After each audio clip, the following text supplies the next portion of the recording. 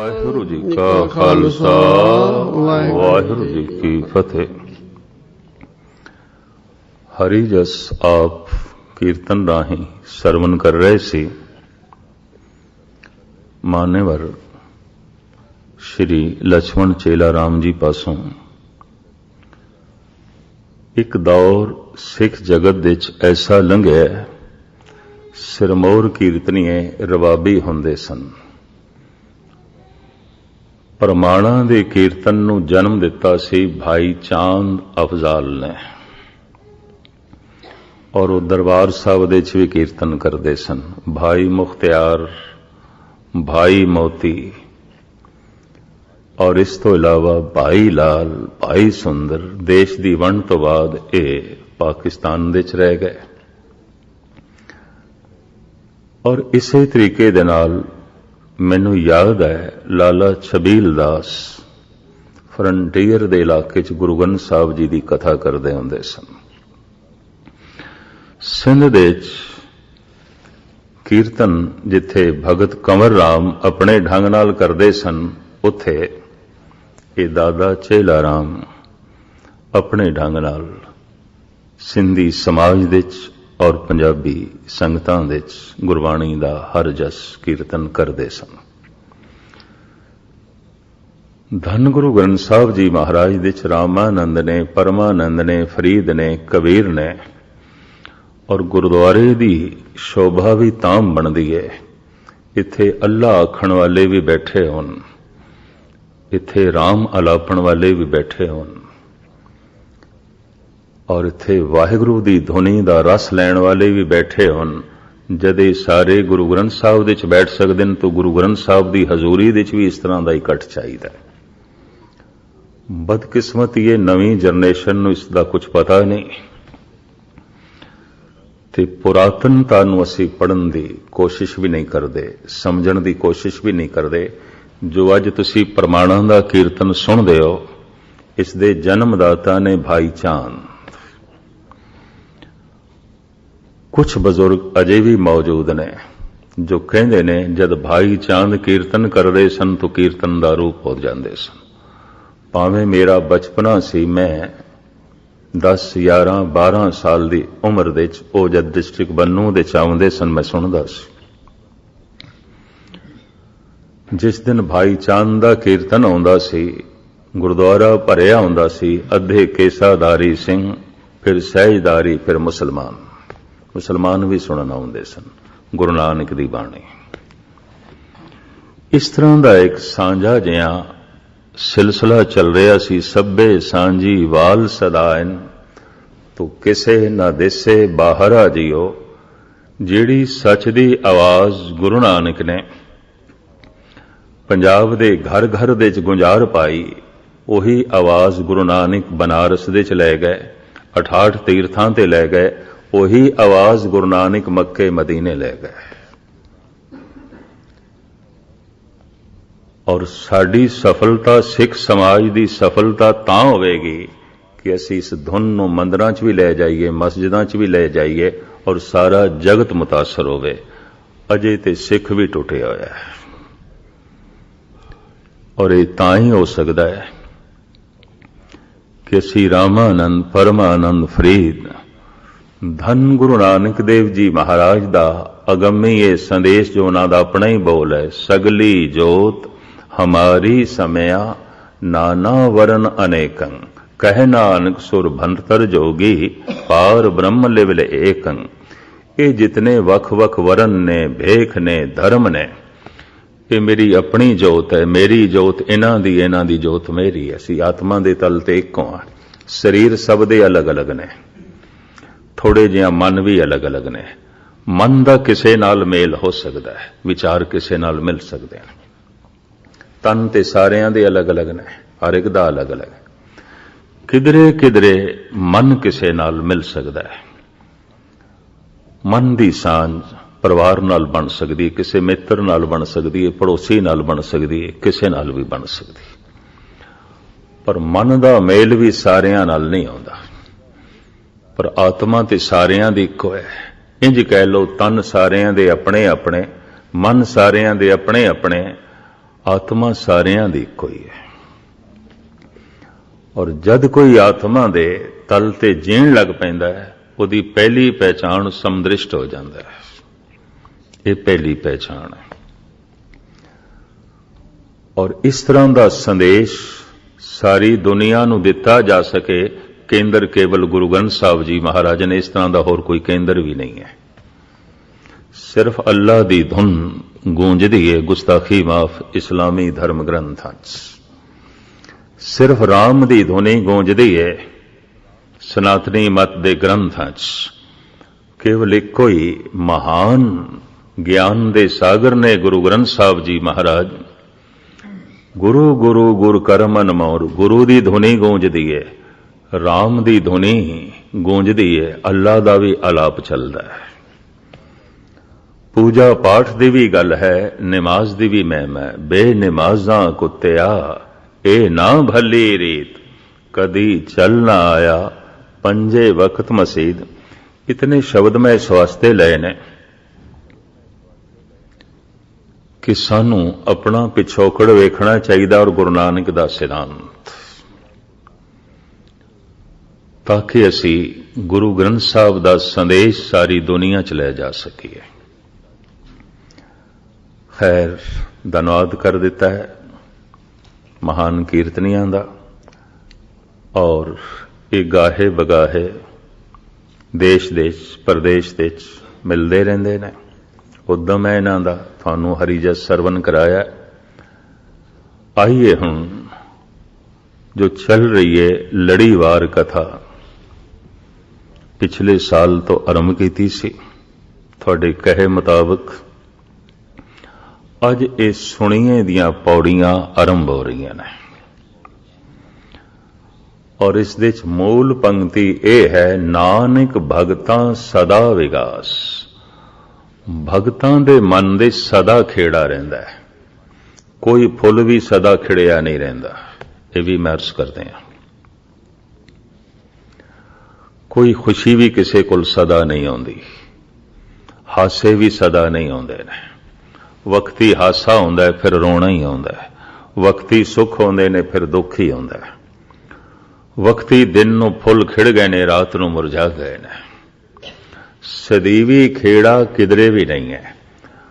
पर महाराज कहते नानक भगतां सदा विगास। भगतां कोल सदीवी खेड़ा है, या इंज कह लो जिस कोल सदीवी खेड़ा है वही भगत है, दूजा भगत भी नहीं है, इंज कह लो।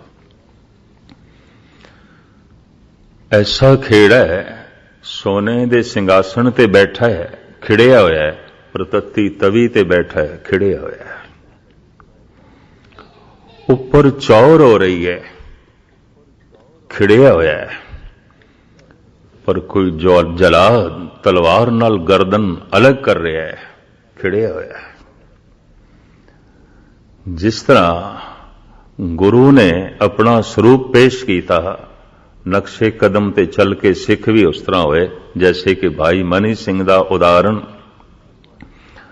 पैरां दे बंद कटे, हत्थां दे बंद कटे, गर्दन दी वारी आई ते भाई मनी सिंह कहंदे ने जलाद ऐ सिर्फ 2 पौड़ियां रहिंदियां ने, पढ़ लैण दे जपजी साहब दियां, कट दें गर्दन।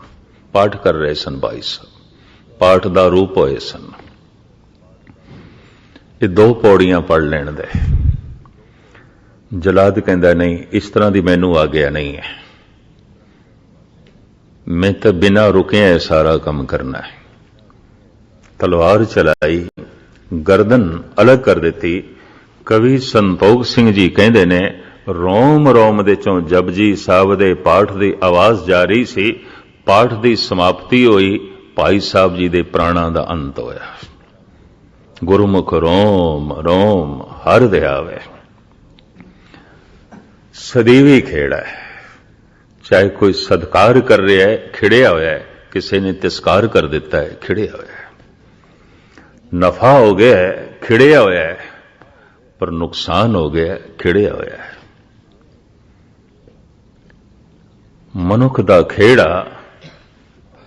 किसी हद तक बंधन दे छे, स्वतंत्र नहीं है।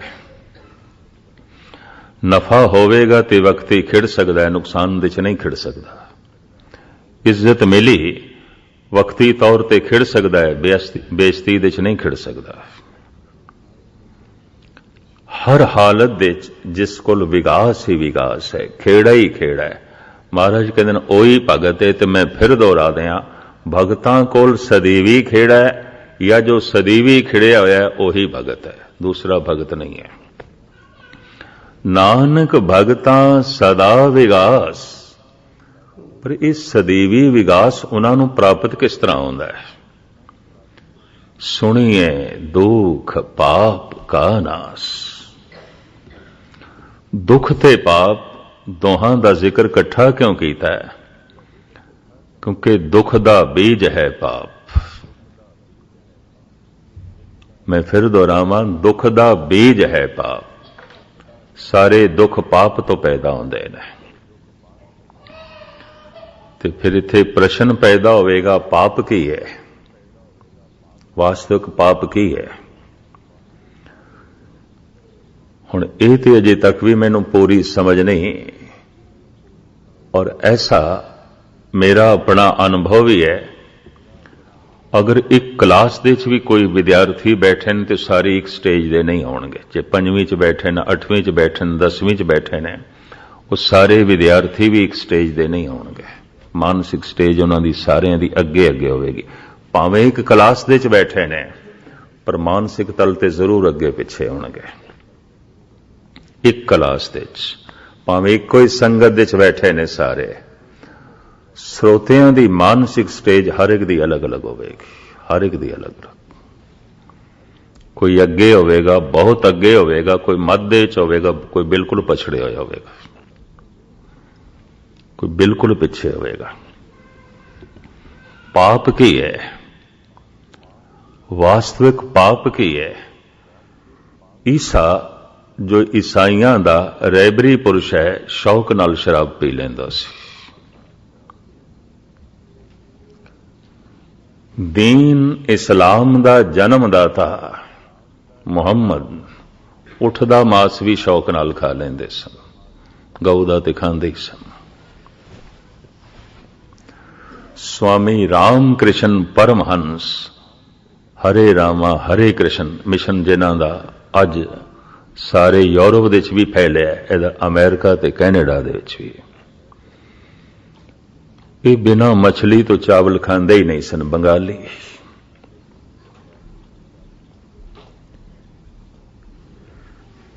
ਇੱਕੋ ਹੀ ਹੈ ਦ੍ਰੋਪਦੀ ਤੇ ਉਹਦੇ ਪਤੀ ਪੰਜ ਨੇ। ਇਤਿਹਾਸ ਵਿੱਚ ਦੇਵੀ ਬਣੀ ਹੋਈ ਹੈ। ਇਤਿਹਾਸ ਉਸ ਨੂੰ ਦੇਵੀ ਕਹਿੰਦਾ ਹੈ, ਦੇਵੀ ਹੈ। ਪਤੀ ਪੰਜ ਨੇ, ਪੰਚਾਲੀ ਹੈ। ਪਾਂਡਵਾਂ ਦੀ ਪਤਨੀ ਹੈ, ਪੰਚਾਲੀ ਦੇਵੀ ਹੈ। ਕਿਸੇ ਨੇ ਉਸ ਨੂੰ ਪਤਿਤਾ ਨਹੀਂ ਆਖਿਆ, ਕੁਲਛਣੀ ਨਹੀਂ ਆਖਿਆ।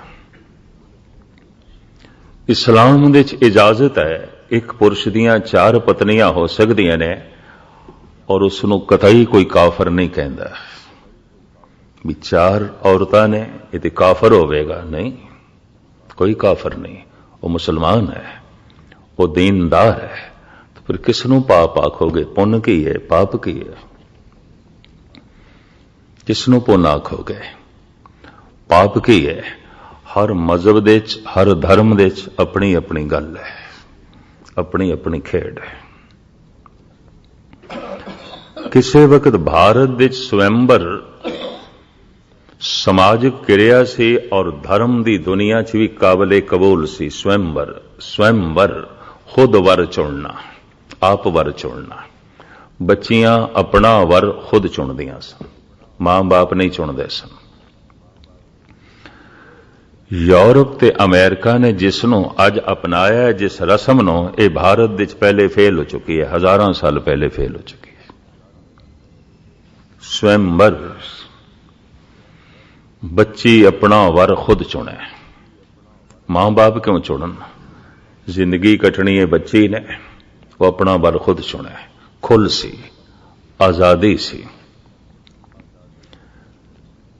इसनूं स्वयंवर कहते सन। स्वयंवर खुद वर चुनना है, आप वर चुनना है। मां बाप क्यों चुनन, समाज क्यों चुने? बच्ची अपना वर खुद चुनेगी। सहजे सहजे इस खुल का नतीजा यह होया, फोके जज्बियां दे तहत बच्ची वर चुन लैंदी सी, निभदी नहीं सी।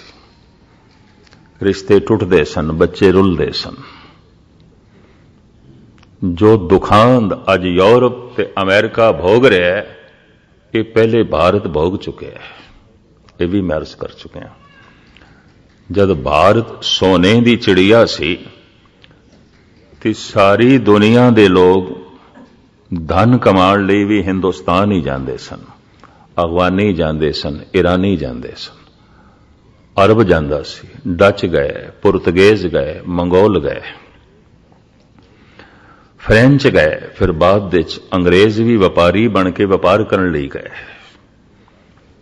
सारियां दी निगाह दा केंद्र हिंदुस्तान, सोने दी चिड़िया। दौलत नाल माला माल देश सी उस जमाने, सब दा शिखर।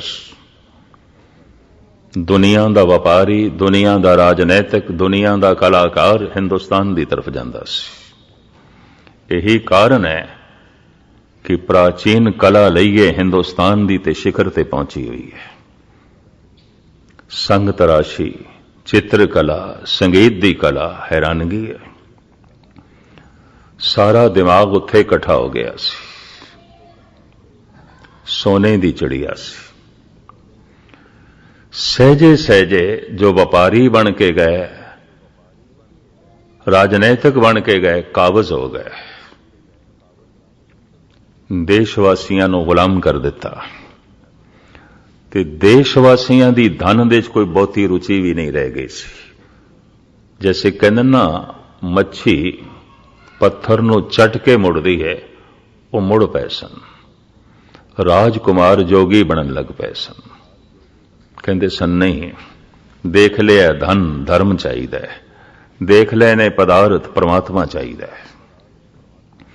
देख लिया संसार निरंकार चाहिए। राजियां दे लड़के भी स्मारक ते चलते सन और इस तरीके नाल धर्म दी दुनिया उथे पैदा हुई। संसार देख लिया सी रज के, ते संसार तो बेफिक्र होए तो होया कि गुलाम हो गए। व्यापारी जो गए मालिक बन गए, राजनैतिक जो गए मालिक बन गए। फिर लुटेरियां नूं भी खुल मिल गई, बाबर जैसियां नूं, दुरानी जैसियां नूं। देश गुलाम होया। जब देश संपन्न सी, सोने दी चिड़िया सी, उत्थे उस वक्त ये रस्मां प्रचलित हुई और वाकई सुखियारे समाज दे च सब कुछ हो जाता है। समाज सुखियारा हो गया सी, बहुत संपन्न हो गया सी, अमीर हो गया सी। स्वयंवर, बच्ची अपना वर खुद चुने, मां बाप क्यों चुनन? जिंदगी कटनी है बच्ची ने, मां बाप ने थोड़ी कटनी। उन्होंने कट ली जिस तरह कट ली, अगों बच्ची ने कटनी, अपना वर खुद चुने। सीता भी अपना वर खुद चुनदी सी। रावण दी भैन स्वरूप नखा घर की इजाजत तो बिना वरमाला पहनांदी है लक्ष्मण नूं। स्वयंवर, यह गल वखरी है, लक्ष्मण ने ठुकरा दिता। उन्हें आख्या नहीं, एक ते मैं बनवास कट रहा 14 साल का, भरा दे नाल घरों निकले सन। दूसरा, ता जिंदगी विआह न करन दा मैं प्रण कीता है। तू ये वरमाला मैनू ना पहना। इसका मतलब है इतने वड्डे राजे दी बहन लंकेश, वो अपना वर खुद चुनदी है, भरा नूं दसे बिना, मां बाप नूं दसे बिना, और कोई इल्जाम नहीं। ये इतिहासक स्त्रियां ने हर बच्ची अपना वर खुद चुनदी सी। जैसे असी कहते हैं, धन गुरु अमरदास जी दे लंगर दी पंगत दे अकबर भी आके बैठा। हजारां सिंह रोज बैठते सन, हजारां भगत रोज बैठते सन, पर चूंकि अकबर इतिहासिक मनुख है, इसका जिक्र करना पैंदा है। अकबर तवारीखी इंसान है, इसका जिक्र करना पैंदा है। वरना हजारां लोग रोज आंदे सन तो द्रौपदी का जिक्र, सीता का जिक्र, मदोदरी का जिक्र, स्वरूप नखा का जिक्र, क्योंकि इतिहासिक स्त्रियां ने। स्वयंवर सी ये प्रथा फेल हो गई। बच्ची भावुक होंदी है और स्त्री के अंदर भावना उंज भी प्रधान होंदी है, विश्वास भरोसा बहुत प्रधान होता है। भावुकता वस होके भरोसा कर लेंदी सी, वरमाला पहना देंदी सी, अगों रिश्ते निभदे ने सन, टुट जाते सन, बच्चे रुलदे सन। समाज ने फैसला किया ये रस्म बंद, हुण नहीं। जेड़ी बच्ची खुद वर चुनेगी वो कलंकित होवेगी, समाज उसनूं दोषी ठहराएगा। तो हिंदुस्तान की प्रथा बन गई वो बच्ची बदचलन है, क्योंकि उसने समाज का कानून तोड़ दिता। पर कल तक तो ऐसी गल नहीं सी। कल तक तो स्वयंवर खुद वर चुनदी है द्रौपदी, वर चुनदी है सीता, वर चुनदी है स्वरूप नखा। उन्होंने ते कोई इल्जाम नहीं। कल तक जो पुण्य सी अज पाप किस तरह हो गया? समाज दीयां रस्मां ने इनू पाप पुण्य दे च नहीं लेना। यह भी मैं अर्ज करा, कुछ खान पान के आधार नू पाप पुण्य दे च लिया तो फिर ईसा ते मुहम्मद साहब नू असीं स्वर्ग दे च नहीं मन सकते, खुदा नाल जुड़ियां हुई आत्मावां नहीं मन सकते। यह भी मैं अर्ज करदे हां। अपने अपने ढंग ने, अपने अपने तौर तरीके ने। और मैं तो इशारतन इतना ही कह सकता हाँ, धन गुरु नानक देव जी महाराज कहते ने, बाबा होर खाना खुशी खुआर, केड़ा खाना जित खा दे तन पीड़िए, मन में चले विकार। सनातन मत दे कुछ साधु दुध भी नहीं पींदे, कहते लिक्विड मास है, खून चो बनता है, मास का तत्त है, निचोड़ है, नहीं पींदे। ये भी मैं अर्ज करते हैं। अलवर समागम दे मंदसौर तो 2 साल पहले 2-3 संत आए सनातन मत दे, दुध पीण तो भी इनकारी। कहने लगे नहीं, चाह पीनी है पर कावा दुध ना पायो। बाद पता चले दुध नूं हथ भी नहीं लाते, कहते मांस है, लिक्विड मांस है, ठोस मांस नहीं है, सॉलिड नहीं है, लिक्विड है, मांस है, असी नहीं पींदे। कहते कुछ मांस ऐसा है खाया जाता है, कुछ मांस ऐसा है पीता जाता है। उन्हों की अपनी व्याख्या, उन्होंने अपने ढंग, उन्होंने अपने तौर तरीके। खैर की पाप है, की पुण्य है, किस तरह लोग है? जिस कर्म तो किसी मनुख नूं चोट पहुंचे और उसका मन दुख नाल पीड़ित हो जाए। किसी की इज्जत नूं चोट पहुंचाई जा सकती है बेइज्जती करके, असमत नूं चोट पहुंचाई जा सकती है, किसी के तन नूं चोट पहुंचाई जा सकती है, किसी की धन संपदा नूं चोट पहुंचाई जा सकती है, किसी की इज्जत मान मर्यादा नूं चोट पहुंचाई जा सकती है। और चोट किसी थां ते भी पहुंचाओ मन ते दुखी होवेगा। किसी की धार्मिक भावनावां नूं चोट पहुंचाई जा सकती है। बस यही पाप है, इस चो दुख पैदा होता है। जब मेरे किसी कर्म नाल अगला रोया है, दुखी होया है, ये दुख पलट के वापस आएगा, लाजमी आएगा। और जिन्ने चिर तक पाप ना मिटन दुख नहीं मिटते। पाप की छाप ना मिटे, कीते हुए पापां की छाप ना मिटे, तां भी दुख नहीं मिटते। पाप मिट गए ने, पहचान की होवेगी? वाहिगुरु वाहिगुरु आखदियां कतई कीते पाप चेते ना आवन, मिट गए ने, धुल गए ने, ये पहचान है। बाणी पढ़दियां कीते कर्म चेते आ रहे ने, नहीं धुले, बस ये पहचान है। ਵਾਹਿਗੁਰੂ ਵਾਹਿਗੁਰੂ ਜਪਦਿਆਂ ਜਿਨ੍ਹਾਂ ਜਿਨ੍ਹਾਂ ਨੂੰ ਚੋਟ ਪਹੁੰਚਾਈ ਹੈ ਯਾਦ ਆਉਂਦੇ ਨੇ, ਨਹੀਂ ਧੁਲੇ, ਅਜੇ ਨਹੀਂ ਮਿਟੇ। ਇਹ ਵੀ ਮੈਂ ਅਰਜ਼ ਕਰਦੇ ਹਾਂ, ਕਿਸੇ ਕੋਲ ਪੁੱਛਣ ਦੀ ਲੋੜ ਨਹੀਂ ਮੇਰੇ ਪਾਪ ਧੁੱਲ ਗਏ ਨੇ ਕਿ ਨਹੀਂ। ਕੀਤੇ ਪਾਪ ਯਾਦ ਆ ਰਹੇ ਨੇ ਤਾਂ ਅਜੇ ਲਿਖੇ ਪਏ ਨੇ, ਨਹੀਂ ਧੁਲੇ, ਨਹੀਂ ਮਿਟੇ, ਲਿਖੇ ਪਏ ਨੇ ਤਖਤੀ ਤੇ। ਪਰ ਵਾਹਿਗੁਰੂ ਆਖਦੇ ਆ, ਵਾਹਿਗੁਰੂ ਯਾਦ ਆਉਂਦਾ ਹੈ ਤਾਂ ਵਾਹਿਗੁਰੂ ਦੀ ਯਾਦ ਨੇ ਪਾਪ ਧੋ ਦਿੱਤੇ ਨੇ, ਮਿਟਾ ਦਿੱਤੇ ਨੇ, ਮਿਟ ਗਏ ਨੇ। ਹੁਣ ਕੁਛ ਵੀ ਕੀਤਾ ਹੋਇਆ ਯਾਦ ਨਹੀਂ ਆਉਂਦਾ। ਹੁਣ ਸਿਰਫ ਵਾਹਿਗੁਰੂ ਆਖਦੇ ਆ ਤਾਂ ਵਾਹਿਗੁਰੂ ਯਾਦ ਆਉਂਦਾ ਹੈ। ਹੁਣ ਬਾਣੀ ਪੜ੍ਹਦੇ ਆ ਤਾਂ ਪਰਮਾਤਮਾ ਹੀ ਯਾਦ ਆਉਂਦਾ ਹੈ, ਅਕਾਲ ਪੁਰਖ ਹੀ ਯਾਦ ਆਉਂਦਾ ਹੈ। ਮਿਟ ਗਏ ਨੇ, ਧੁੱਲ ਗਏ ਨੇ ਸਾਰੇ। ਇਹ ਪਹਿਚਾਣ ਹੈ। ਮਹਾਰਾਜ ਕਹਿੰਦੇ ਨਾਨਕ ਭਗਤਾਂ ਸਦਾ ਵਿਗਾਸ, ਭਗਤਾਂ ਦੇ ਮਨ ਦੇ ਸਦੀਵੀ ਖੇੜਾ ਹੈ, ਸਦੀਵੀ ਵਿਗਾਸ ਹੈ, ਹਰ ਵਕਤ ਦਾ ਖੇੜਾ। ਕਿਉਂ?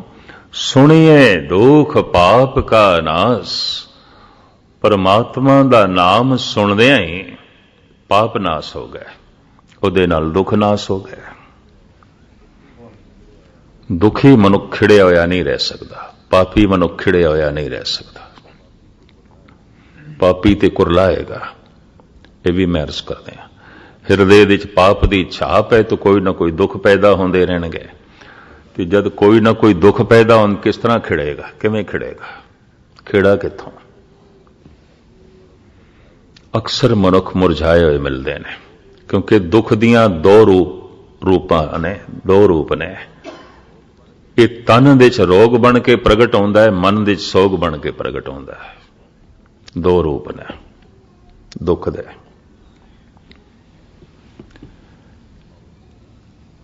ਔਰ ਮੈਂ ਫਿਰ दोहरा ਦਿਆਂ, ਕਿਉਂਕਿ ਮੈਂ ਖੁਦ ਵੀ ਇੱਕ ਮਰੀਜ਼ ਬੰਦਾ ਸਰੀਰਕ ਤੌਰ ਤੇ। ਇਹ ਕਿਧਰੇ ਐਸਾ ਨਾ ਸੋਚ ਲੈਣਾ ਕਿ ਮੈਂ ਕਿਸੇ ਨੂੰ ਚੋਟ ਪਹੁੰਚਾਉਣ ਵਾਸਤੇ ਕਹਿ ਰਿਹਾ, ਨਹੀਂ। ਗੁਰਬਾਣੀ ਦੀ ਵਿਚਾਰ ਜੋ ਅਨੁਭਵ ਤੁਹਾਡੇ ਸਾਹਮਣੇ ਰੱਖ ਰਹੇ ਹਾਂ। ਦੁੱਖ ਮਨ ਦੇ ਚ ਸੋਗ ਬਣ ਕੇ ਪ੍ਰਗਟ ਹੁੰਦਾ ਹੈ, ਤਨ ਦੇ ਚ ਰੋਗ ਬਣ ਕੇ ਪ੍ਰਗਟ ਹੁੰਦਾ ਹੈ।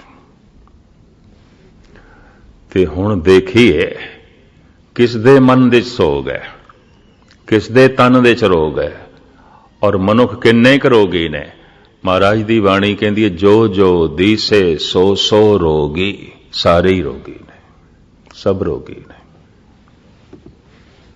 ਹੈਰਾਨਗੀ ਹੁੰਦੀ ਹੈ, ਜੋ ਜੋ ਦੀਸੇ ਸੋ ਸੋ ਰੋਗੀ, ਸਾਰੇ ਹੀ ਰੋਗੀ ਨੇ।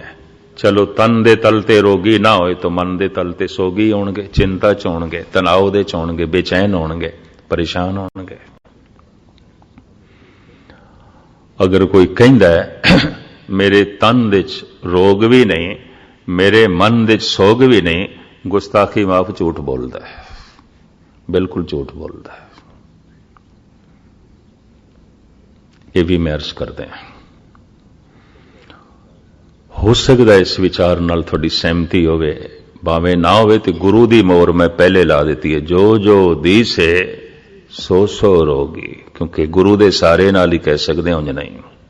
ਸਭ ਰੋਗੀ ਨੇ, ਕੋਈ ਐਸਾ ਮਨ ਨਹੀਂ ਜੋ ਰੋਗੀ ਨਾ ਹੋਵੇ। ਤੇ ਮਨ ਦਾ ਰੋਗ ਕੀ ਹੈ? ਸੋਗ। ਤਨ ਦਾ ਰੋਗ ਕੋਈ ਬਿਮਾਰੀ।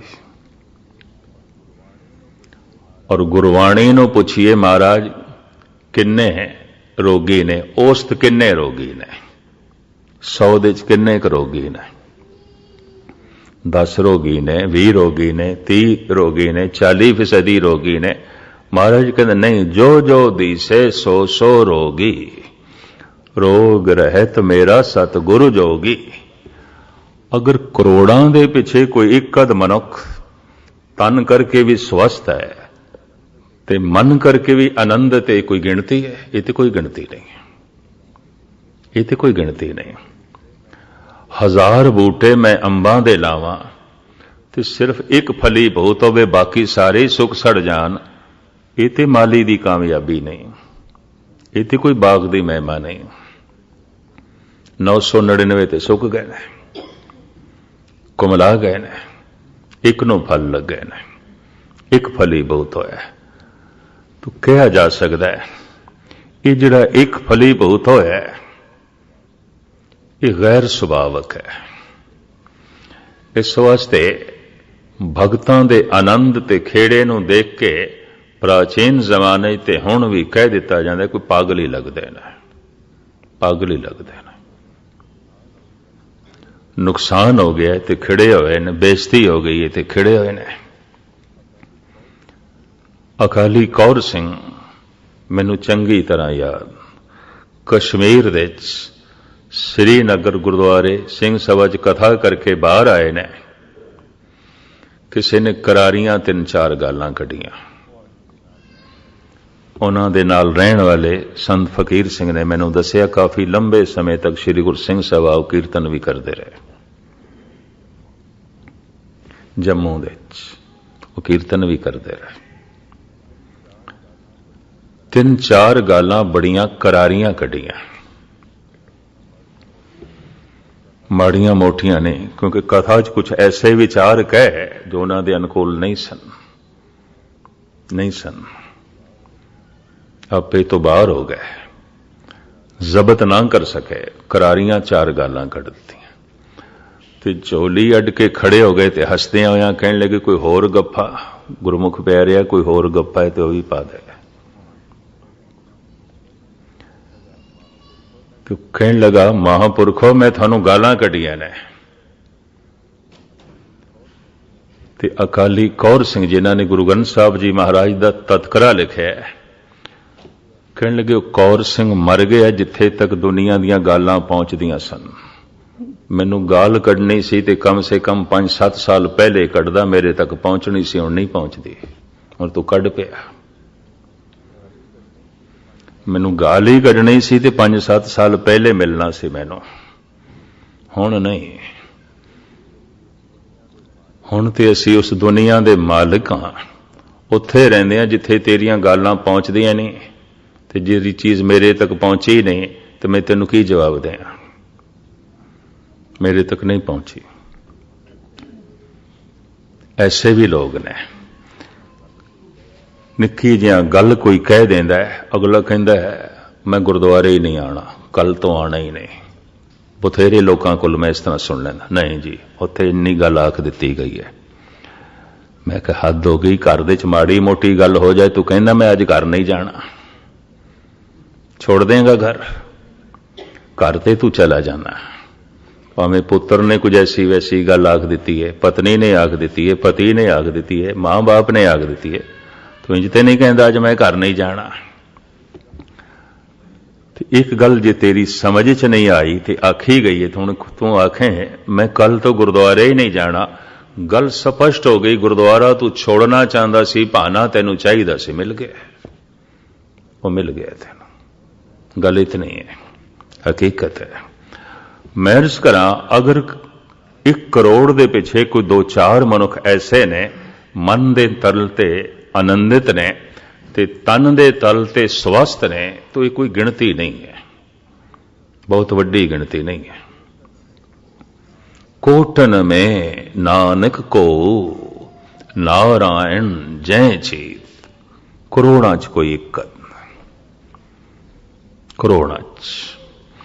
जन नानक कोटन में किन्हूं गुरमुख होए पछाना, कोई करोड़ां च इक्कत गुरमुख जिसनों पहचान होई है, समझ होई है, ते जिस दे हिरदे च प्रभु है, जिस दे दुख ते पाप नाश हो गए, जो तन दे तल ते स्वस्थ है ते मन दे तल ते आनंदित है। महाराज कहते रोग सोग दुख जरा मरा हर जने नहीं निकटाने। बड़े बड़े संत में देखे ने, मैं अर्ज करा असाध रोग दे च ग्रसे हुए, सोग चिंता दे च फसे, उन जगत का समाधान लभदे ने, ये भी मैं अर्ज करते हैं। पर थोड़ी श्रद्धा बिल्कुल अश्रद्धा ना हो जाए, थोड़ा कारण भी दसते हैं। जिस मनुख का लेखा इसे ही जन्म दे च निबड़ना होवे ना, निबड़दा है। नानक जिनको सतगुरु मिलिया तिनका लेखा निबड़िया। गल खत्म। साडा अगला जन्म नहीं होवेगा इस तो। ये पंक्ति दियां ये विचारां ने। धर्म राय दर कागज फारे जन नानक लेखा समझा। साडे ओ कागज फाड़ दिते गए ने जिन्हां दे मुताबिक अगला जन्म चलदा सी। गल खत्म। सूक्ष्म शरीर मिट गया, कर्मां दा ढांचा टुट गया। इस तरह के मनुख भी महान रोगी देखे गए ने। संत बाबा अतर सिंह दी सज्जी लत गल गई सी, सज्जा पैर। भरी संगत विच बिठंड च सप ने डंग मारिया सी। संगत दे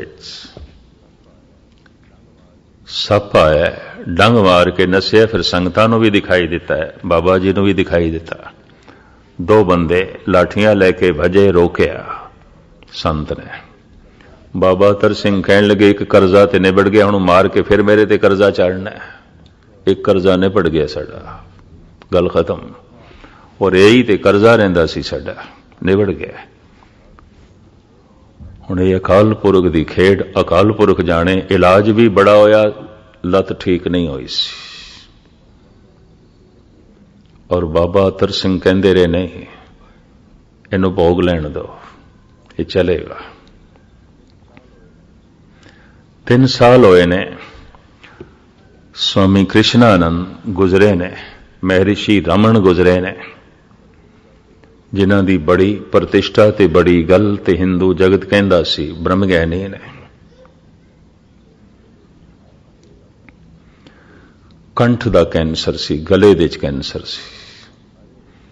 हरे रामा हरे कृष्णा जिन्हां दा पंथ सारी दुनिया चलिया इस वक्त, बड़े मस्त होके कई गीत गांदे ने। 3 साल कंठ दा कैंसर सी, गले दे च कैंसर सी। गला सुज गया सी, जख्म बाहर भी झड़न लग पे सन। हैरानगी हो जाती है।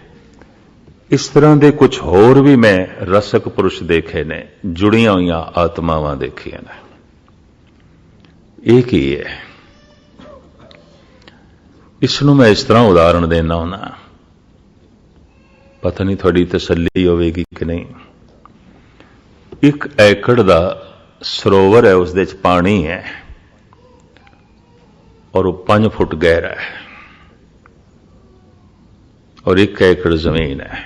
इंज कह लो 5000 गज हिंदुस्तानी नाप तोल के मुताबिक 5000 वर्ग गज जमीन है, सरोवर है इतना वड्डा, और सरोवर की गहराई है 5 फुट।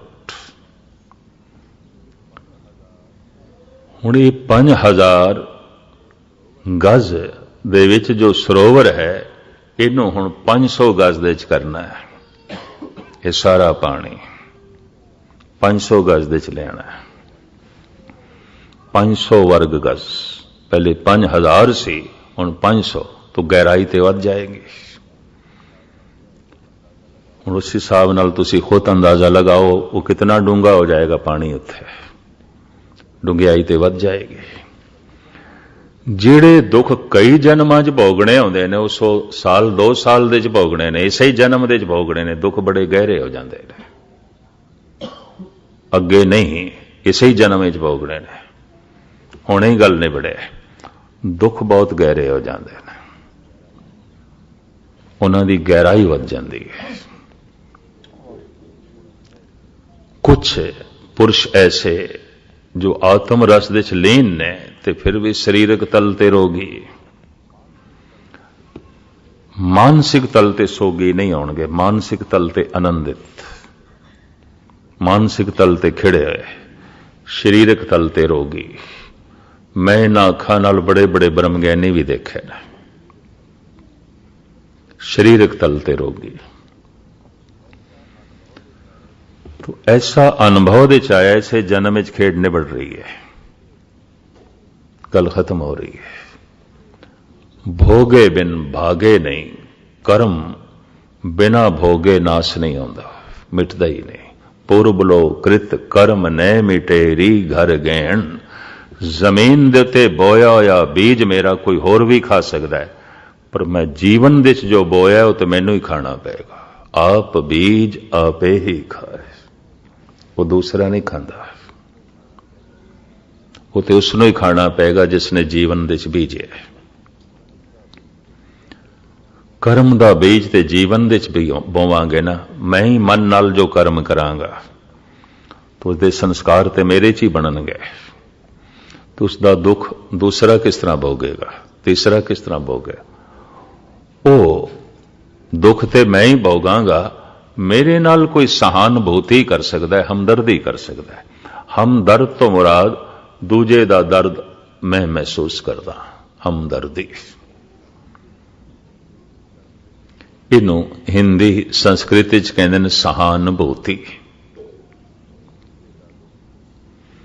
दूजे दा दुख मैं महसूस करदा, हमदर्दी। लेकिन दूजे दा दर्द महसूस करन नाल दूजे दा दर्द मिटते नहीं जाता, दूजे दा दुख खत्म ते नहीं हो जाता। हमदर्दी जताण नाल कोई दर्द अगले दा मिटते नहीं जाता, खत्म ते नहीं हो जाता। वक्ती तौर ते थोड़ी जिहां तसल्ली आउंदी है, जिन्हों परचावनी कहते हैं, बस एवं अगले दा मन परचावना है। परचावनी का इन्ना ही मतलब है, अगले दा मन परचा दईए थोड़ा, और परचावनी का की मतलब, थोड़ा परचा दईए, थोड़ी तसल्ली करा दईए, थोड़ा इस दे ख्याल नूं बदलीए। हमदर्दी जता के दुख ते भोगना पेगा। धन गुरु नानक देव जी महाराज की बाणी कहती है, जिथे तक संसार ते निगाह मारीए खेड़ा नहीं है, सदीवी खेड़ा नहीं है। हां सदीवी रोग है, सदीवी खुशी नहीं है, हां सदीवी दुख है। जो जो दीसे सो सो रोगी, रोग रहत मेरा सतगुरु जोगी। फिर पातशाह इथे तक कह देंदे ने, दुख की पंडा खुलियां सुख ना निकसियो कोय। हर बंदा दुखां दी पंड है और कुछ भी नहीं है। जरा खोल के देखो, सिवाय दुखां तो और कुछ भी नहीं निकलता। या मनुख अपने रोग की गल करेगा या अपने सोग की चिंता की। जरा खोल के देखो। तो मैं अक्सर अर्ज करता हूं, दूजे नूं खोलना की है, दूजे नूं किस तरह खोलीए। बस अपना एक रोग बयान करो, अगले दे 10 रोगां की गल सुननी पैगी।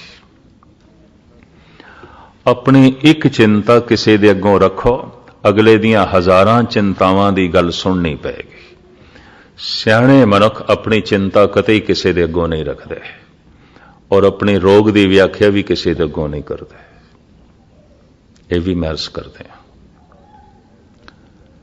एक आलम ऐसा कहता है, मेरे चेहरे से गम आशकारा नहीं है। कहता मैं जीवन भर अपने मत्थे ते दुख नूं प्रगट ही नहीं होने दिता, प्रगट ही नहीं होने दिता। मेरे चेहरे से गम आशकारा नहीं है, पर ये न समझ के ये गम का मारा नहीं है। डूबने को तो डूबे हम भी, लेकिन अहले साहिल को हमने पुकारा नहीं है।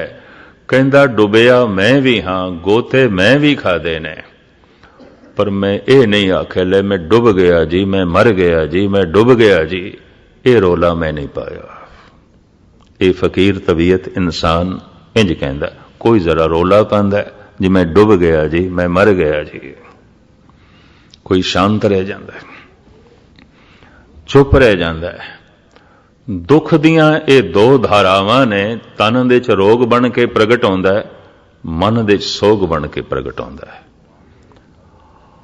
और जो वास्तविक भगत है ते कर्मां दा निबेड़ा जिसदा हो गया है, महाराज कहते रोग सोग दुख जरा मरा हर जने नहीं निकटानी। हरी दे जन दे नेड़े तन दे च रोग नहीं आउंदा, मन दे च सोग नहीं आउंदा। तन करके स्वस्थ होंदा है, मन करके आनंदित होंदा है, खिड़े आउंदा है। नानक भगतां सदा विगास, सदी भी खेड़ा होंदा उन्हां कोल। ਇਹ ਨਹੀਂ ਕਿ ਫੁੱਲਾਂ ਦੀ ਤਰ੍ਹਾਂ ਖਿੜੇ ਰਾਤ ਨੂੰ ਮੁਰਝਾ ਗਏ, ਜਾਂ ਮੌਸਮ ਦੇ ਮੁਤਾਬਕ ਖਿੜੇ ਫਿਰ ਟੁੱਟ ਗਏ, ਮੁਰਝਾ ਗਏ। ਹਾਸੇ ਰੋਣਿਆਂ 'ਚ ਬਦਲਦੇ ਤੁਸੀਂ ਦੇਖਦੇ ਹੋ। ਜਵਾਨੀ ਬੁਢਾਪੇ ਦੇ 'ਚ ਢਲ ਰਹੀ ਹੈ, ਖੁਸ਼ੀਆਂ ਗਮ ਦੇ 'ਚ ਬਦਲ ਜਾਂਦੀਆਂ ਨੇ, ਹਾਸੇ ਰੋਣੇ ਦੇ 'ਚ ਬਦਲ ਜਾਂਦੇ ਨੇ। ਨਾਨਕ ਭਗਤਾਂ ਸਦਾ ਵਿਗਾਸ, ਭਗਤਾਂ ਦੇ ਮਨ ਦੇ ਸਦੀਵੀ ਵਿਗਾਸ ਹੈ। ਕਿਸ ਤਰ੍ਹਾਂ, ਕਿਉਂ? ਸੁਣੀਏ ਦੁੱਖ ਪਾਪ ਕਾ ਨਾਸ, ਪਰਮਾਤਮਾ ਦਾ ਨਾਮ ਕੀ ਸੁਣਿਆ, ਪਾਪ ਨਾਸ ਹੋ ਗਏ। ਤੇ ਪਾਪਾਂ ਤੋਂ ਹੀ ਦੁੱਖ ਪੈਦਾ ਹੁੰਦੇ ਸਨ, ਦੁੱਖ ਨਾਸ ਹੋ ਗਏ। ਤੇ ਪਾਪ ਕੀ, ਮੇਰੇ ਜਿਸ ਕਰਮ ਤੋਂ ਕਿਸੇ ਨੂੰ ਚੋਟ ਪਹੁੰਚੀ ਹੈ, ਬਸ ਇਹੀ ਪਾਪ ਹੈ। ਆਪਣੇ ਹਿਸਾਬ ਨਾਲ ਕੋਈ ਮਨੁੱਖ ਆਪਣੇ ਹਿਸਾਬ ਨਾਲ ਗਿਣੇਗਾ ਤਾਂ ਫਿਰ ਇੱਕ ਵੀ ਮੁਸਲਮਾਨ ਪੁਨੀਤ ਨਹੀਂ, ਕੋਈ ਫਕੀਰ ਨਹੀਂ ਹੈ। ਤੇ ਜੇ ਮੁਸਲਮਾਨ ਆਪਣੇ ਢੰਗ ਨਾਲ ਦੇਖੇ तो फिर कोई मोमन नहीं है, सारे ही काफिर ने। अपना दृष्टिकोण नहीं, प्रभु का दृष्टिकोण, ईश्वरी विधान का दृष्टिकोण उस सामने रखना पेगा। बाकी सारे समाजिक नियम ने। मेरे जिस कर्म तो किसी नूं भी चोट पहुंची है, किसी दे धन नूं चोट पहुंची है, किसी दे मन नूं चोट पहुंची है, किसी दी इज्जत आबरू नूं चोट पहुंची है, किसी दी आर्थिक ढांचे नूं चोट पहुंची है, या किसी दे शरीर नूं चोट पहुंची है, ये चोट पलट के वापस आउंदी है। दुख दिता होया पलट के वापस आ जाता है। इतनी मैं अर्ज करते हैं। भाई साहब, भाई गुरदास जी की पंक्ति भी थोड़े सामने रखते हैं। दिता लईए अपना, अण दिते किछ हथ ना आवे। जो जगत नूं दिता सी पलट के वापस आ गया और कई गुणा वापस आया। दिता होया दुख कई गुणा पलट के वापस आंदा है। दिता होया सुख कई गुणा पलट के वापस आंदा है। रब दा नियम, जो मैं धरती नूं बीज नहीं दे सकदा, मैं धरती कोल फल दी मंग भी नहीं कर सकदा। और जैसा मैं बीज धरती नूं देना है, उस तो विपरीत, उस तो उल्ट कोई दूजे फल दी भी मैं मंग नहीं कर सकदा। वही फल मैनू मिलेगा जो मैं बीज बोया है। आप बीज आपे ही खाए। उन्हां दे पाप नाश हो जाते हैं, इस करके दुख नाश हो जाते हैं। क्यों? परमात्मा दा नाम सुनन करके। ते तुसी आखोगे बड़ा कीर्तन सुनिया सी ते बड़ी कथा सुनी है, बड़ा पाठ सुनिया, दुख ते मौजूद है। तन दे च रोग बन के मौजूद है, मन दे सोग बन के मौजूद है। बड़ा कीर्तन सुने और सुन रहे हैं, बड़ी कथा सुनी है, सुन रहे हैं। कथा सुनत मन हरिया होवे, मन बाग बाग हो जाता है, ऐसा नहीं दिखाई देता। कीर्तन सारी मैल धो देंदा है, ऐसा नहीं दिखाई देता। बहुत सुने, बहुत सुने। तो इत्थे दो तरह की तरक खड़ी हो सकती है। या तो सुनिया ही नहीं, क्योंकि रोग जो मौजूद है, सोग जो मौजूद है, या फिर नास्तिकां दा दूजा तर्क, नाम दे सुनन नाल कोई दुख नहीं मिटदे, कोई सोग नहीं मिटदा, रहिंदा है। इन्हां दोहां दे ते एक गल मननी पेगी। गुरुद्वारे आने वाला आस्तिक है तो कबूल करना पेगा, नहीं सुनिया। दुख मौजूद है, नहीं सुनिया परमात्मा का नाम। सोग मौजूद है, नहीं सुनिया परमात्मा का नाम। सुनन दी कितनी महिमा है और वास्तविक वो स्रोत की है। भगत ते कबीर दा एक बड़ा कीमती श्लोक, कबीर सतगुर सूर में बाया बान जो एक बचन सतगुर सूर में दा आया। बचन दे पिछे ताकत चाहिए, किसी आध्यात्मक पुरुष दा बोल होवे, क्योंकि आउंदा ही परमात्मा तो है। जैसे में आवे खसम की बाणी, उस बोल दे च जान होंदी है और वो बोल अमर होंदा है, उस बोल दी शक्ति होंदी है। वो बोल कदी पुराना नहीं आउंदा, बाकी सारे बोल पुराने हो जाते। किसी महान कवि की कविता भी 3 दफा तो ज्यादा नहीं सुन सकांगे, पर जिन्हां ने कदी गुरबाणी नूं गहराई नाल पढ़िया, रोज रोज पढ़दियां नवां रस ते गुरबाणी नित नवीं, साहिब मेरा नीत नवां सदा सदा दातार। बोल जो पुराने नामन वो नवें दातार दे जो सदा नवीन है, उसदे बोल ने। कबीर सतगुर सूर में बाया बान जो एक, लागत ही भोए गिर परया, परया करे जे छेक। ये मैं सुनिया कि बाणी दा बाण लगन दा की मैं सुनना सुनिया, सुनदे ही लागत ही भोए गिर परया, जमीन ते आ गया, मैं ते सारियां दे चरनां दी खाक बन गया। शब्द दा तीर की लग्या, हुण मैं हर एक दे कदमां दी खाक हो गया। परा करेजे छेक, करेजे च छेक किस चीज दा? बिरहे दा, बैराग दा। मैं सुनिया कि बिरहा पैदा हो गया, बैराग पैदा हो गया। ये मैं सुनिया कि मैं ते सारियां दे चरनां दी खाक हो गया। जिस ढंग नाल सिख अपना स्वरूप पेश करता है और आम मंदिर मस्जिदां दे जाण वाले धार्मिक बड़ा शुद्ध हंकार आउंदा है इन्हां कोल, ये भी मैं अर्ज करदे हां। कहंदे ने एक पापी कोल, एक गुनाहगार कोल हंकार करने वास्ते कुछ भी नहीं आउंदा, एक चोर कोल हंकार करने वास्ते कुछ भी नहीं आउंदा।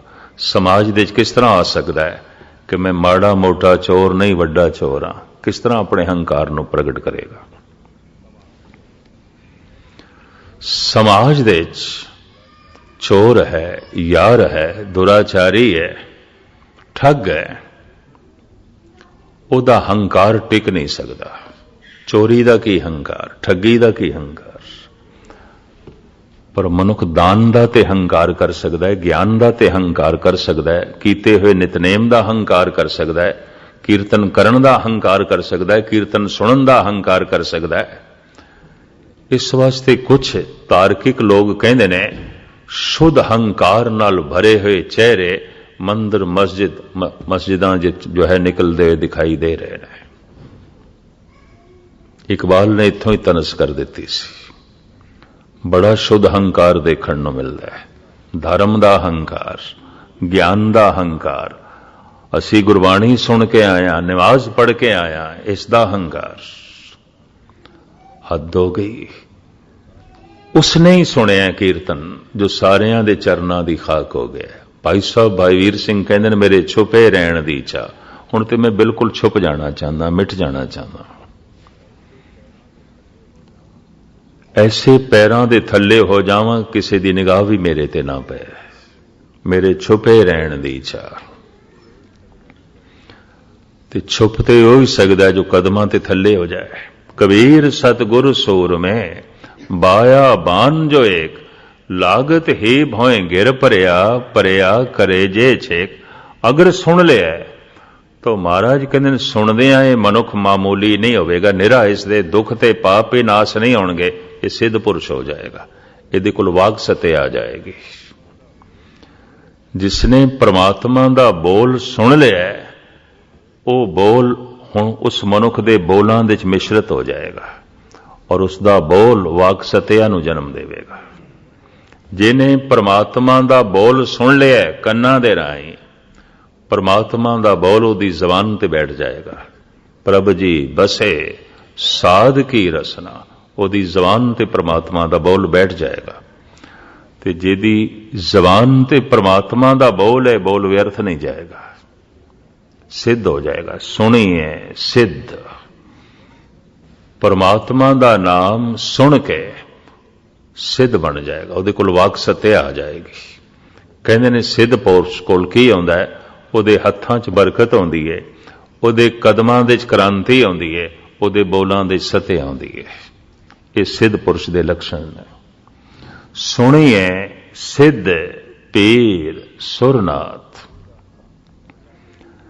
ਜੋ ਪ੍ਰਭੂ ਦਾ ਨਾਮ ਸੁਣ ਲੈਂਦੇ ਨੇ ਸਿੱਧ ਬਣ ਜਾਂਦੇ ਨੇ, ਪੀਰ ਬਣ ਜਾਂਦੇ ਨੇ, ਨਾਥ ਬਣ ਜਾਂਦੇ ਨੇ, ਦੇਵਤੇ ਬਣ ਜਾਂਦੇ ਨੇ, ਬੜੇ ਪਾਵਨ ਪਵਿੱਤਰ ਹੋ ਜਾਂਦੇ ਨੇ, ਉਹਨਾਂ ਨੂੰ ਗਿਆਨ ਦੀ ਪ੍ਰਾਪਤੀ ਹੋ ਜਾਂਦੀ ਹੈ, ਪੀਰਾਂ ਫਕੀਰਾਂ ਵਰਗੀ ਪਦਵੀ ਪ੍ਰਾਪਤ ਕਰ ਲੈਂਦੇ ਨੇ। ਨਾਥ ਇਹ ਸ਼ਬਦ ਚੱਲਿਆ ਇੱਥੋਂ ਹੈ, ਜਿਸ ਦੀ ਨੱਕ ਦੇ ਚ ਨੱਥ ਹੋਵੇ ਤੇ ਕਹਿੰਦੇ ਨੇ ਨੱਥਿਆ ਹੋਇਆ ਹੈ, ਜੋ ਸਾਰੇ ਆਪਣੇ ਇੰਦਰੀਆਂ ਨੂੰ ਕਾਬੂ ਪਾ ਲਵੇ, ਨੱਥ ਲਵੇ, ਉਹਦੇ ਹੱਥ ਪੈਰ ਗਲਤ ਪਾਸੇ ਨਹੀਂ ਜਾਂਦੇ, ਉਹਦੀਆਂ ਅੱਖਾਂ ਗਲਤ ਪਾਸੇ ਨਹੀਂ ਜਾਂਦੀਆਂ, ਰਸਨਾ ਕੰਨ ਨਾਸਕਾ ਤਵਚਾ ਸਭ ਨੂੰ ਉਸਨੇ ਨੱਥ ਪਾ ਦਿੱਤੀ ਹੈ, ਉਹਨੂੰ ਕਹਿੰਦੇ ਨਾਥ। ਇਸਨੇ ਆਪਣੇ तमाम ਗਿਆਨ ਇੰਦਰੀਆਂ ਨੂੰ ਨੱਥ ਲਿਆ, ਕਾਬੂ ਕਰ ਲਿਆ। ਭਗਤ ਨਾਮਦੇਵ ਜੀ ਮਹਾਰਾਜ ਕਹਿੰਦੇ ਨੇ 10 ਬੈਰਾਗਨ ਮੋਹਿ ਬਸ ਕੀਨੇ ਪੰਚੋਂ ਕਾ ਮਿਟਣਾ। ਇਹ 10 ਬੈਰਾਗਣਾ ਇੰਦਰੇ ਮੈਂ ਕਾਬੂ ਕਰ ਲਏ ਨੇ, ਪੰਜਾਂ ਦਾ ਤੇ ਨਾਮੋ ਨਿਸ਼ਾਨੀ ਕਦੋਂ ਦਾ ਮਿਟ ਗਿਆ, ਉਹਨਾਂ ਦਾ ਤੇ ਮੈਂ ਨਾਮੋ ਨਿਸ਼ਾਨ ਹੀ ਮਿਟਾ ਦਿੱਤਾ। ਅੱਜ ਕ੍ਰੋਧ ਨੂੰ ਲਵੋਗੇ ਹੈ ਹੀ ਕੋਈ ਨਹੀਂ, ਮੋਹ ਨੂੰ ਲਵੋਗੇ ਹੈ ਹੀ ਕੋਈ ਨਹੀਂ। ਮੋਹ ਤੇ ਕਦੋਂ ਦਾ ਪ੍ਰੇਮ ਬਣ ਗਿਆ, ਕ੍ਰੋਧ ਤੇ ਕਦੋਂ ਦਾ ਦਇਆ ਬਣ ਗਿਆ, ਹੰਕਾਰ ਤੇ ਕਦੋਂ ਦਾ ਨਿਰਮਾਣਤਾ ਦਾ ਰੂਪ ਧਾਰਨ ਕਰ ਗਿਆ, ਔਰ ਕਾਮ ਤੇ ਕਦੋਂ ਦਾ ਲੱਜਾ ਬਣ ਗਿਆ, ਸ਼ਰਮੋ ਹਯਾ ਬਣ ਗਿਆ। ਜਿਤਨੀ ਸਮਝ ਵੱਧਦੀ ਹੈ ਉਤਨੀ ਲੱਜਾ ਵੱਧਦੀ ਹੈ, ਸ਼ਰਮ ਵੱਧਦੀ ਹੈ, और जितना समझ मनुख होवेगा उतना बेशरम होवेगा। गुस्ताखी माफ, सूझबूझ वध गई शर्म वध जाएगी, समझ दे नाल शर्म वध जाएगी। बाबा अतर सिंह होना ते एक प्रश्न सी, और यह प्रश्न अकाली कौर सिंह ते भी सी। दोहां दी जीवन कथा दे च मैं पढ़िया। पहलगाम दे च माता भाग कौर ने प्रश्न कर दिता सी अकाली कौर सिंह ते। कश्मीर के इलाके के जिहड़े सज्जन ने माता भाग कौर नूं जाणदे होणगे। दस्तार सजांदे सन, मर्दां दी तरह बोलदे सन। अकाली कौर सिंह दी अक्सर सेवा करदे सन। वैसे उन्हां दा अपना होटलां दा धंधा सी कश्मीर दे। एक संपन्न घराने दी ये स्त्री सी और नाम रंग नाल रंगी हुई। अकाली कौर सिंह ते प्रश्न, तुसी इतनी संकोचवी तबीयत दे क्यों हो, इतने शर्मीले क्यों हो, इतना संकोच, इतनी शर्म। उस वक्त अकाली जी ने तो इतना ही जवाब दिता सी, कहते मैं हां ते कुछ नहीं, सारा कश्मीर मेरा सन्मान करदा है, शर्म नाल मेरा सिर झुक जांदा, मैं की करा। बिरती संकोचमई हो जाती है। लोकी सन्मान देंदे ने, इतनी मेरी पात्रता नहीं है। दूसरा, इस सन्मान तो छुपे रहने की चाह है, इस वास्ते संकोचमई बिरती है। समझ वधदी है, संकोच वधदा है। समझ वधदी है, शर्म वधदी है। बेसमझी है, बेशर्मी है। भुल के भी इस चक्कर च ना पै जाना कि जिथे शर्म हया को नहीं, वो समझदार होवेगा। बिल्कुल नहीं, बेसमझ होवेगा, कोई समझ नहीं है। आम लोगों का ऐसा ख्याल है की होया बेशर्मी है, समझदार ते हैं। ये किस तरह हो सकता है? समझदार होवे ते बेशर्म होवे, हो ही नहीं सकता। शर्म हया समझ तो पैदा होती है, बेसमझी तो बेशर्मी उसका जो है जन्म होता है। जितनी समझ वधदी है, संकोचमई बिरतियां जो है अंदर जन्म लेंदियां ने, शर्मीलापन भी उस दे अंदर आ सकता है। साहिब कहते अगर उसने नाम सुनिया है तो सिद्ध बन जाएगा, पीर बन जाएगा, नाथ बन जाएगा, अपने इंद्रियां नूं काबू कर लेगा, नथ पा छड़ेगा, देवता हो जाएगा। हाँ जी। सुनिया धरत वल आकाश, सुनन दे नाल उसनू धरती दे राज दा पता चल जाएगा कि धरती ਨੂੰ किसने चुकिया, क्योंकि पुराणक मत यह है कि जमीन दे थल्ले धौला बैल है, चिट्टे रंग का एक बैल है, उसने चुकी हुई है। महाराज कहते हैं परमात्मा का नाम जो सुन लवेगा इस धरती के राज का भी उसनों ज्ञान हो जाएगा। इसका मतलब जिसनों असी साइंटिस्ट कहने, विज्ञानक, परमात्मा का नाम सुन के वह विज्ञानक भी हो सकता है। और विज्ञान के संबंध बड़ी अगम्मी खोजा ने गुरु ग्रंथ साहब जी महाराज दे खैर मुख्तसर में अर्ज करना समा हो गया। महाराज कहते ने परमात्मा का नाम जो सुन लेंदा है उसनों पता चल जाता है आकाश किस तरह खड़ा है और ये धौला बैल की है और जमीन किस दे आसरे ते खड़ी है, इस सारी सच्चाई का उसनों पता चल जाता है। हाँ जी, सुनिए दीप लो पाताल। जितने जजीरे ने आइलैंड जिन्हों कहते ने दीप, हिंदी दे कहते ने, संस्कृत दे दीप, पानी ने जो अपने विच, सागर ने जो अपने विच धरती नूं पैदा किया होया, थां थां ते इन्हां नूं दीप कहते रहे। परमात्मा का नाम सुनन नाल सारे दीपां का पता चल जाता है।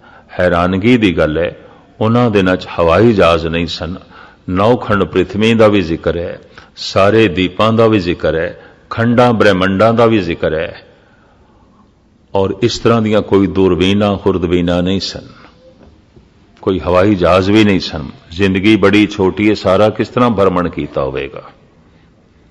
पहाड़ां दियां गल्लां, दीपां दियां गल्लां, खंडां ब्रह्मंडां दियां गल्लां, सागर दियां गल्लां, परमात्मा का नाम सुनिया, आत्मा दे तल ते पहुंचे ने, आत्मा व्यापक है, तो इस तरह के मनुख नूं कहंदे ने सर्वज्ञ, सब कुछ दी समझ आ गई, सब कुछ दा जो है पता चल गया।